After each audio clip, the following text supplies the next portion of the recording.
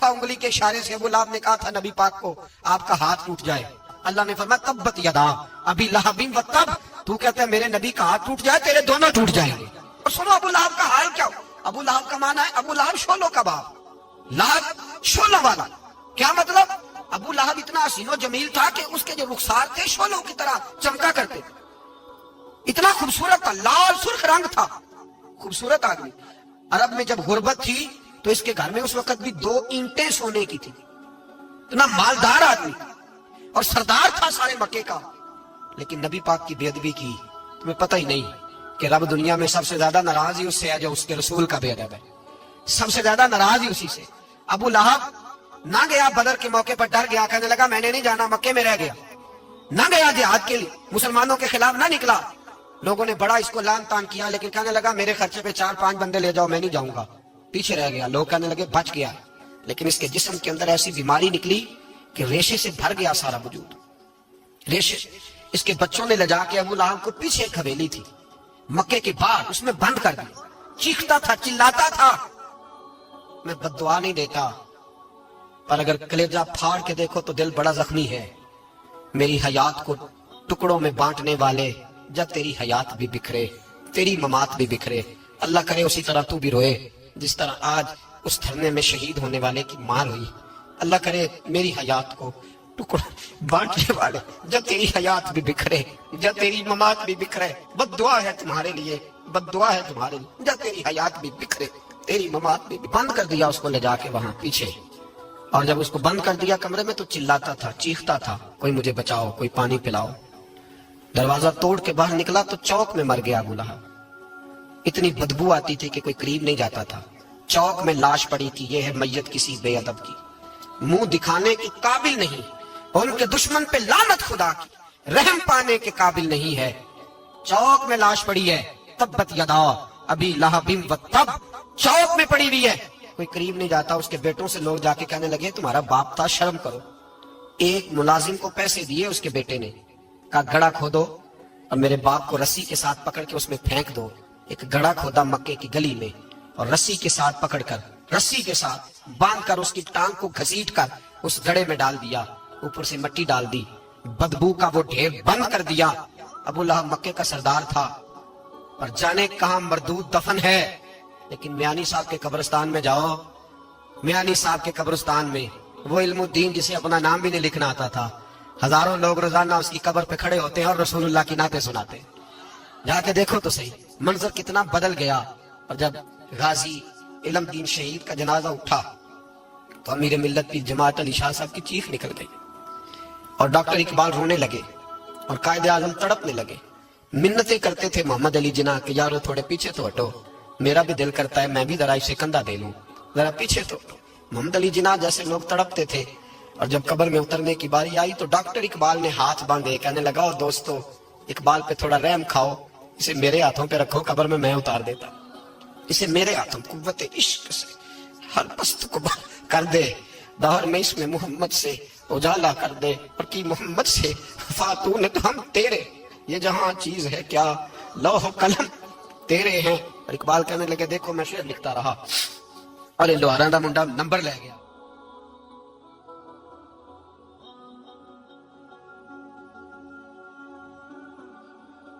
अल्लाह ताला ने अपनी रहमत और अपने फ़ज़ल से बाज़ चीज़ों को ख़ास फरमा लिया है, बाज़ रातों को, बाज़ दिनों को, बाज़ घड़ियों को, बाज़ लोगों को और बाज़ जगहों को मालिक ने अपने फ़ज़ल से दर्जात अता फरमा दिए। लैलतुल क़द्र की रात 1000 महीनों से अफजल रात है एक रात होकर, अल्लाह की शान है, उसने फ़जीलत अता फरमा दी। जुमे का दिन एक दिन ही है लेकिन सैयदुल अय्याम है, तमाम दिनों का सरदार है। वो भी दिन ही होते हैं, उनमें भी सुबह होती है, उनमें भी शाम होती है, उनमें भी दोपहर होती है, नमाज़ों का वक्त भी वही होता है। उसमें भी नींद आती है, उसमें भी भूख लगती है, उसमें भी लोग सोते जागते हैं, लेकिन कहा जाता है ये रमज़ान के दिन है और इसमें तुम एक नेकी करोगे तो अल्लाह 70 गुना अजर अता फरमाएगा। अल्लाह की शान है। इसी तरह बाज़ जगहें हैं, आप घर में अकेले नमाज़ पढ़ें तो एक नमाज का सवाब है, मस्जिद आ जाएँ बाजमात पढ़ें, जगह बदल गई 27 नमाज़ों का सवाब दिया जाएगा। अल्लाह ने अपनी रहमत से फ़जीलत अता कर दी।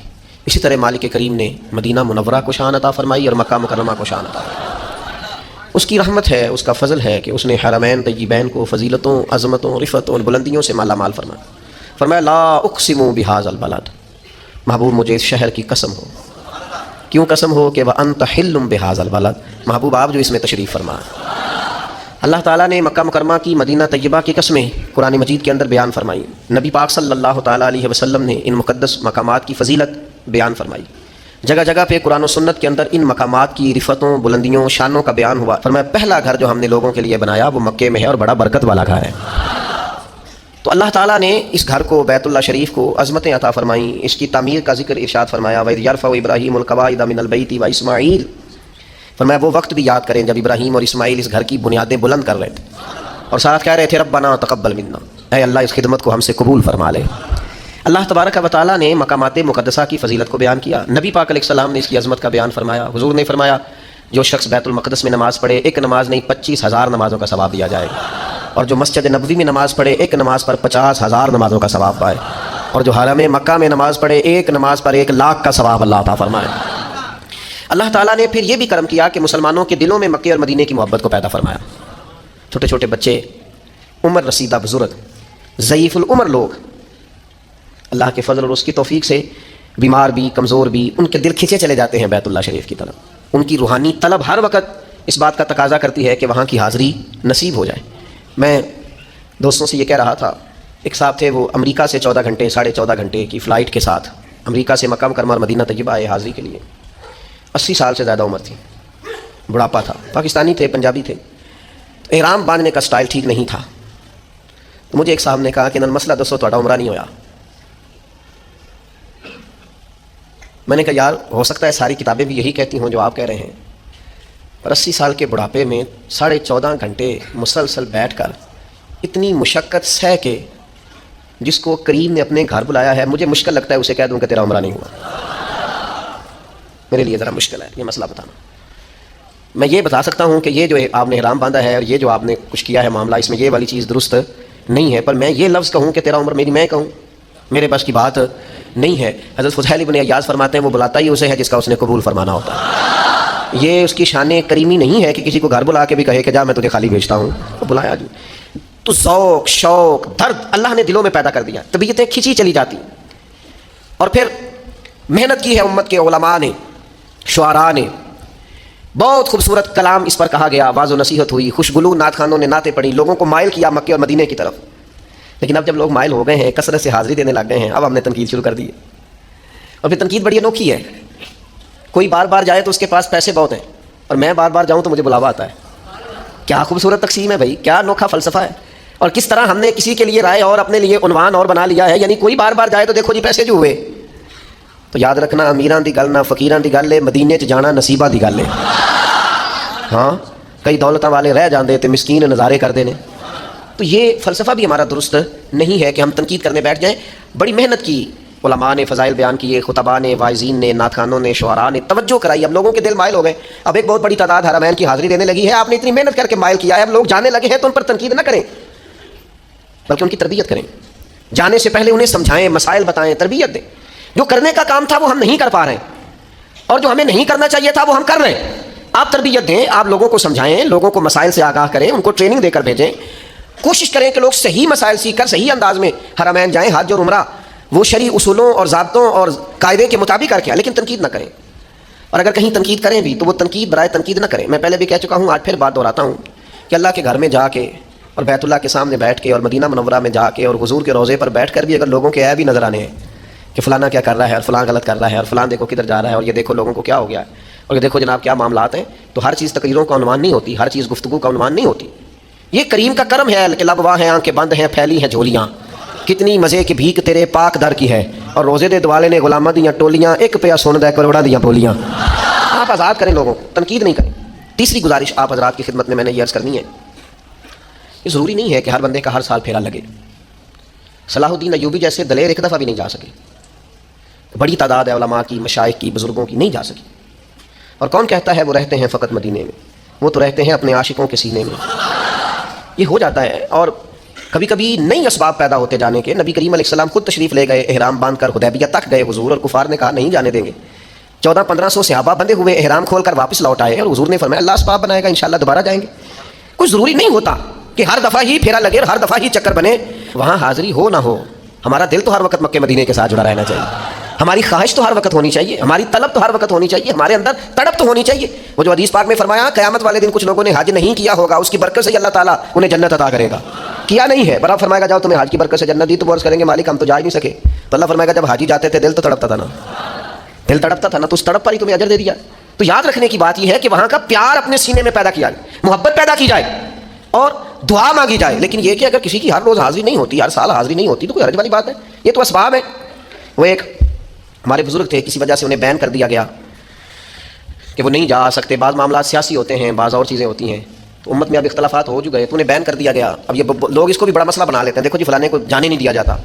तो मैं कहता हूँ अल्लाह के बंदे, वहाँ तो हुजूर को भी नहीं एक दफ़ा जाने दिया गया था, तो माज़ अल्लाह ये ना कबूल होने की अलामत है कोई? कैसी बात करते हैं लोग, नहीं जाने दिया था, मक्के वालों ने कहा नहीं आने देते आपको, सरकार वापस लौट आए सहाबा समेत। तो इतना शिद्दत नहीं करें आप, तो बाज़ सियासी मामलात होते हैं और बाज़ दफ़ा पॉलिसी होती है बाज़ लोगों की, आप बहुत सारा ममालिक आपको वीज़ा भी जारी करते हैं, लेकिन जब आपकी एंट्री होने लगती है, पूछ लीजिएगा दोस्तों से, वो जारी किए हुए वीज़े पर बंदे को वापस भेज देते हैं, कहते जाओ। तो एक बुजुर्ग थे कोई, उन पर बैन हो गया, मक्के मदीने नहीं जा सकते।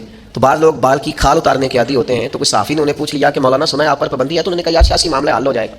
फिर कहा नहीं आप तो बड़े आज के रसूल है, तो आप पर भी पाबंदी हो? कहा यार सियासी मसला है। तुम्हें कहा जनाब आप पर हुजूर के पास जाने पर पाबंदी है? तो मौलाना बोल पड़े, कहने लगे चल फिर अगर तू नहीं ना बात आता तो मेरे ही वहाँ जाने पर पाबंदी है, हुजूर के पाकिस्तान आने पर तो कोई पाबंदी नहीं। तो इसलिए कुछ चीज़ें ऐसी हैं जिस पर हमें मुतवज्जे होने की ज़रूरत है, कुछ चीज़ें ऐसी हैं जिस पर हमें गौर करने की आदत है। बाज़ लोग जो उनकी तबीयत चाहती है सो कह देते हैं। तो मक्का शरीफ का और मदीना मुनव्वरा का मैं अल्हम्दुलिल्लाह हाजिर था, मेरी मजबूरी है, मैं सबको बता के नहीं जा सकता। एक तो जैसे जैसे प्यार करने वाले बढ़ते हैं आजमाइशें भी बढ़ जाती हैं, मेरे लिए कुछ मुश्किल होता है। फिर मैं ये कोई इत्तफाकिया बात है कि कुछ 4 वीडियोज़ मेरी लोग देख लेते हैं इधर उधर, तो जो बंदा कैमरों के अंदर आ जाता है वो फिर बाज़ औक़ात आम दुनिया में मुश्किल हो जाता है उसका घूमना। हमारे लिए भी कुछ मुश्किलात ज़्यादा बढ़ गई हैं। तो वैसे भी आपको पता है, और किसी को कुछ आता हो ना आता हो, फ़ोटो खींचनी तो सबको आती है ना, स्टेटस लगाना तो सबको आता है ना, और खैर से आईडी चलानी तो सबको आती है ना। और अब तो लोग और कोई काम करे ना करे ये ज़रा थोड़ा पाबंदी से करते हैं। तो मेरी अपनी एक तबीयत है, मैं अपने स्टाइल से हाज़िरी देता हूँ, खामोशी से चला जाता हूँ, जितनी तौफीक होती है हाज़िरी हो जाती है, वापस आ जाते हैं। मैं आपको अपने बारे में ये बड़ी ज़िम्मेदारी से बताता हूँ, इंसान कोशिश भी करता है, मनसूबा भी बनाता है, प्लानिंग भी होती है, जद्दोजहद भी होती है। लेकिन मुझे पहली दफ़ा मैं हाज़िरी देने जा रहा था तो मुझे मेरी अम्मा जी ने एक बात की थी जो मेरी रूह तक उतर गई। मैं कुछ परेशान था, मैंने उनसे कहा अम्मा जी तुसी इत्थे होते मैं चलना थे कोई, तो कहने लगे पुत्र किवें दी गल करना है भोला, सारी उम्र तेनों पढ़ के भी समझ नहीं आई, उत्थे परेशान नहीं जाइदा, जिन्होंने बुलाया जदों वो बुलाए उदों असबाब भी पैदा हो जाते हैं। तो बात मेरी बड़ी समझ में आई। आज तक सोचता हूँ, कई हाज़िरियाँ हो चुकी हैं, जब वहाँ से बुलावा आता है तो पता ही नहीं चलता। कुछ की हम तैयारी नहीं भी करा रहे होते, उनकी भी तैयारी हो जाती, कुछ का प्रोग्राम नहीं होता, उनका भी प्रोग्राम है, जब बुलाया सरकार ने तो असबाब पैदा हो ही जाते हैं। तो इसलिए ये खालिसतन अल्लाह तबारक व तआला की हिकमत पर और उसकी मर्ज़ी पर इसका इन्हिसार होता है, उसकी मर्ज़ी पर उसका इन्हिसार होता है। तो याद रखने का मकाम ये है कि हम ज़ौक़ पैदा करें। एक कबीला था मदीना मुनव्वरा में, बस वो एक सादे से शायर थे, उनकी बात बड़ी खूबसूरत है। वो कहते हैं सिर्फ इतनी समझ आ जाए ना मक्के मदीने आने वालों को कि हम भला खड़े कहाँ पे हैं, वैसे रोबतारी हो जाए, सिर्फ पता चल जाए ना। उसने कहा था ज़ाहिर कुए जिना आहिस्ता चल, बस ये देख तू आया है कहाँ, बस और छोड़ सारी बात, ये देख आया। आप यकीन करें ये जो तबसरे होते हैं ना, होटल यहाँ होना चाहिए तो होटल वहाँ होना चाहिए, तो खाना ये होना चाहिए तो खाना, ये कभी समझ आ जाए ना आए कहाँ है, समझ आ जाए कि देख आया है कहाँ, आहिस्ता इसे समझ आ जाए ना। अल्लाह हज़रत फरमाते हैं कि हरम की ज़मीन और कदम रख के चलना। अरे सर का मौका है और जाने वाले, अगर खाली पता चल जाए कि बंदा खड़ा कहाँ है, तो उसे तो 3 दिन रोटी ना भी मिले ना तो फिर भी उसका मक्के मदीने में सही गुजारा हो, फुटपाथ पे भी सोना पड़े तो फिर भी मक्के मदीने में गुजारा ठीक हो।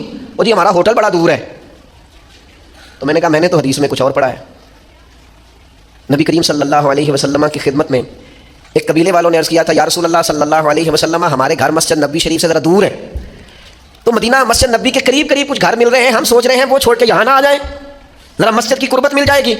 तो हुजूर ने क्या फरमाया, करीम फरमाने लगे वहीं रुके रहो, जितने कदम तुम चल के आओगे उतना ही अल्लाह ज़्यादा अजर अता फरमाएगा। तो ठीक है जनाब, आप अल्लाह ताला ने वुसअत दी है, आप बिल्कुल करीब हरम के रहें, बात अच्छी है, लेकिन ये फ़लसफ़ा भी तो समझे ना, जिन्हें हुजूर ने फरमाया ज़्यादा चल के आओगे अजर भी ज़्यादा मिलेगा, तो इन लोगों का भी तो आप अंदाज़ा देखिए ना। फिर हुजूर ने ताकीद क्या फरमाई, नबी पाक अलैहिस्सलाम ने तालीम क्या इरशाद फरमाई। तो अपने दिल के अंदर उस जगह की ताज़ीम को कायम रखना, तौक़ीर को कायम रखना, आदाब को कायम रखना। हमारे यहाँ ये अदब एहतराम ये भी हमने सिर्फ शायरों को दे दिया है या वाइज़ीन को दे दिया है, खुतबा को दे दिया। कहते हैं ये एक मखसूस गिरोह है, शायद ये कुछ शेर व शायरी का मसला है। अदब याद रखना, अदब ताज़ीम तौक़ीर ये शेर व शायरी का फ़न व अदब का मसला नहीं, ये दीन का असासी मसला है, यानी बुनियादी मसला है ये दीन का। हमेशा छोटा बड़े के अदब बताता है। उस्ताद हैं यार ख्याल कर वाले साहब छोटे बता रहे होते हैं बड़ों के, लेकिन कायनात में दरबार रिसालत एक ऐसा दरबार है कि रब अकबर हो के अपने नबी के अदब बताता है। لا ترفعوا اصواتکم فوق صوت النبی، خبردار اپنی آوازیں میرے نبی کی آواز سے اونچی نہ کرنا۔ رب ادب بتاتا ہے، جب بھی کوئی نیا شخص مدینہ طیبہ میں آتا جناب سیدنا صدیق اکبر رضی اللہ تعالیٰ عنہ سے پکڑتے، کونے میں لے جاتے، پہلے حضور کا ادب بتاتے، تعظیم بتاتے، اس طرح کر کے بات کرنا، یہ دربار رسالت ہے۔ نفس گم کردہ می آیت جنید و بایزید جا، یہاں تو جنید بغدادی اور بایزید بستامی آتے ہیں تو سانس اونچا نہیں لیتے، سانس اونچا، سانسوں کی بھی آواز ہوتی ہے نا، سانسوں کی آواز، سانسوں کا شور بھی درست۔ مسجد نبوی شریف میں خوش عقیدہ امام تھے، 40 سال حضور کے مصلی پہ کھڑے ہو کے نماز پڑھائی ہے، لیکن کہتے ہیں 40 سالوں میں میں نے مسجد نبوی میں 40 سال امامت کی، اللہ ان کے درجے بلند کرے، کہتے ایک دفعہ بھی کسی کا نام لے کے آواز نہیں دی، 40 سال امام رہا ہوں، پھر بھی کسی کو بلایا تو اشارہ کر کے بلایا، اور کان میں بات کی ہے، میں نے اپنی آواز سوائے قرآن مجید پڑھنے کے نماز کے اندر کبھی اونچی، اس لیے کہ نفس گم کردہ می آیت جنید و بایزید جا۔ اپنی کچھ لوگ بڑی دلیری بتاتے ہیں، او جی میں نہیں آیت کی ڈریا، میں 12 ربیع الاول کے اتھے مارے نے نعرے، اچھی درود پڑھیا۔